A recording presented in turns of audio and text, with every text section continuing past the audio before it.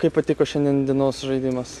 Kaip dar pats žaidimas, aišku, neblizga, bet kaip yra džiugu, kai komanda mūsų laimi.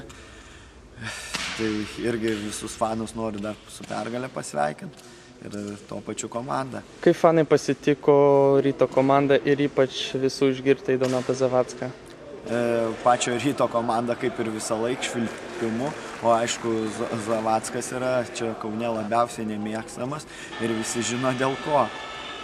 Tai švilpimu ir rėkimu pasitiko ir dar skanduotėm, kurių nenoriu minėti. Prieš kiekvienas varžybas dabar fanai pasitiks taip įmesdami šūsnį konfetį į salę?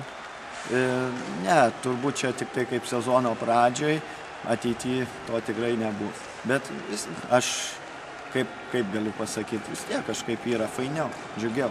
Gal tokių dalykų ir nereikia daryti, bet vis tiek tokią šventę savo susikūrėm, nes vis tiek vasarą nebuvo krepšinio neskaitant Lietuvos rinktinę ir kažkaip visi pasilgę, tai taip sugalvojom, kad pasitiktų. Kokie planai šį sezoną kartu su Žalgiriu? Tai kaip, aišku, Žalgiriui norim palinkėti, kad viską laimėtų kiek tik įmanoma, o mes irgi stengsimės tobulėti, nestovėti vietoj. Aišku, pas mumis yra tarp fanų daug yra taisytinų dalykų. Judėsim į priekį.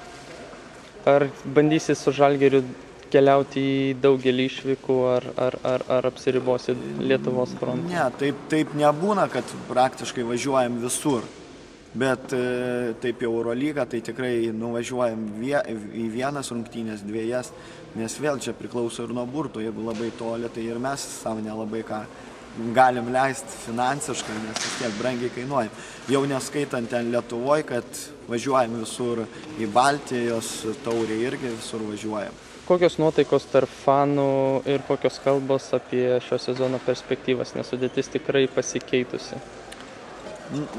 Kaip, dar šiai dienai, aišku, nematyt, kas iš tų žaidėjų bus. Taip, aišku, laukiam su nerimu, čia kol supirko žaidėjas, kol ką. O taip, vis tiek mūsų darbas yra sirgti. Kokia komanda būtų, bet aišku, mes nuo jos nenusisuksim. Kad mes ten dėl žaidėjų nelabai ką galim vertinti, mes tai galim ten sirgti, padėti, o jau kaip bus, tai bus. O kaip Ryto komanda pagrindinė Žalgirio varžovė Lietuvoje? Irgi sunku kažką vertinti, nes sezonas tik prasidėjo ir dar viskas prieš akį. Tik tai aišku, tas dalykas, kad gal ir Eurolygoje bus abiem komandom sunku.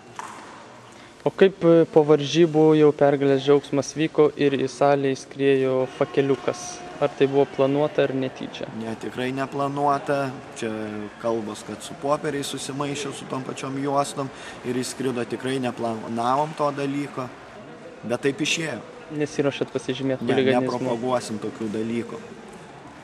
O kaip šį sezoną galbūt Žalgirio fanų gretos padidės, galbūt labai yra daug norinčių, ar kokia situacija?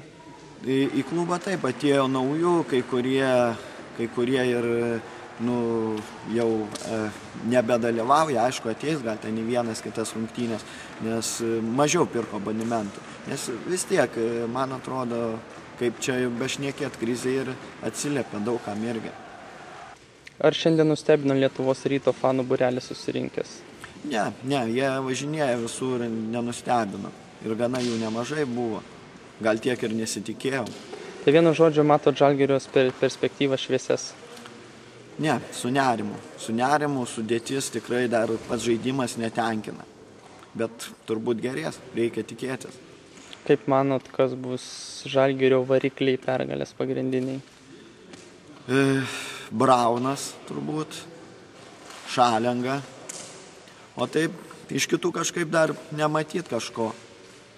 Ir sunku kažką čia spręs, gal pats Klimavičius dar. Aišku, ir Kalnietis, mūsų senbuvis. Buvo galimybė, kad Pocius keliautų į Rytą, bet jisai atėjo į Žalgirį. Džiaugiatės tuo? Tai aišku, ir jisai tikrai dabar pačiu savo žaidimu nenuvilia mūsų fanų. Džiaugiamės, kad jis tokį sprendimą pasirinko.